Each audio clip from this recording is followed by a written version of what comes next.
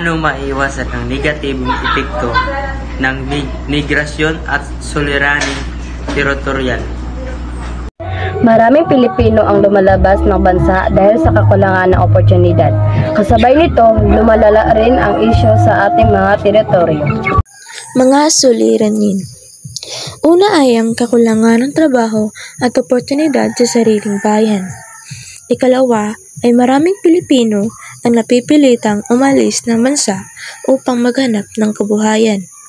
Ikatlo, hindi pagkakaunawaan sa usaping teritorial. At ang panghuli ay ang pagkakawatak-watak ng pamilya. Ngunit, ano nga ba ang mga solusyon para rito?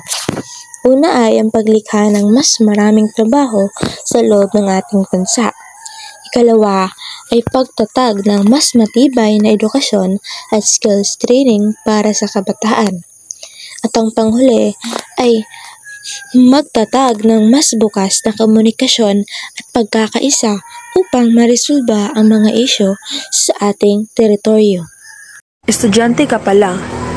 Maraming paraan upang makilahok. Mahalin ang ating bayan ng bukal sa puso, maging aktibo sa paaralan at barangay, maging mapagmatyag sa kasalukuyang isyu sa ating teritoryo, pagpapalaganap ng impormasyon tungkol sa pagmamahal sa bayan at pagkakaisa. Aalinlangan ka ba?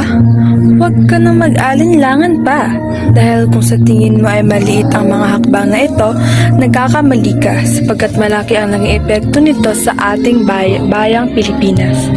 Papel ng kabataan. Bilang kabataan, mahalaga ang ating papel. Maaari tayong mag-aaral ng mabuti, makilahok sa mga proyekto ng komunidad, magpakita ng malasakit sa kalikasan, at higit sa lahat, maging aktibong mamamayan na handang tumulong sa bayan. Tunay na tagumpay ay nakukuha kapag sama-sama. Kapag nagkaisa ang gobyerno, kabataan, pamilya at lahat ng sektor ng lipunan. Nagiging mas matibay ang ating bansa.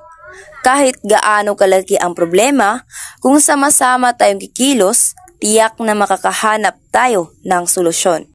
Bansa muna, sama-sama para sa kinabukasan. Tandaan natin na ang tunay na tagumpay ay nakukuha kapag sama-sama, walang imposible kung may pagkakaisa at malasakit para sa bayan.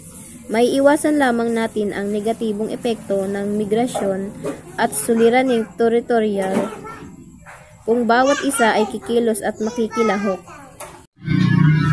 Bansa muna, sama-sama para sa kinabukasan. Tandaan natin na ang tunay na tagumpay ay nakukuha kapag sama-sama. Walang imposible kung may pagkakaisa at malasakit para sa bayan.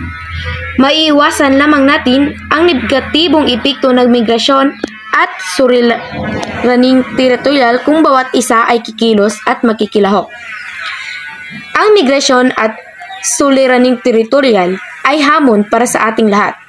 Ngunit kung bawat isa ay kikilos, makikilahok at magmamalasakit, maiiwasan natin ang mga negatibong epekto nito. Bilang Pilipino, tungkulin nating alagaan ang ating bayan at itaguyod ng pagkakaisa. Sabay-sabay nating isagaw ang bansa muna, sama-sama para sa kinabukasan ng lahat.